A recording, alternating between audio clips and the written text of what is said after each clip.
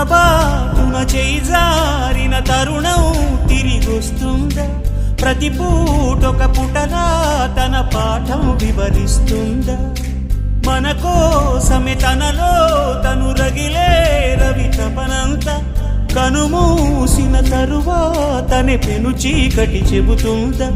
కడతేరని పయనాలెన్ని, పడదోసిన ప్రణయాలెన్ని అని తిరగే ఛాయా చరిత పుటలు, వెను చూడక ఉరికే కథలు, తమ ముందు తరాలకు స్మృతుల చితులు అందించాలా ప్రేమికులు.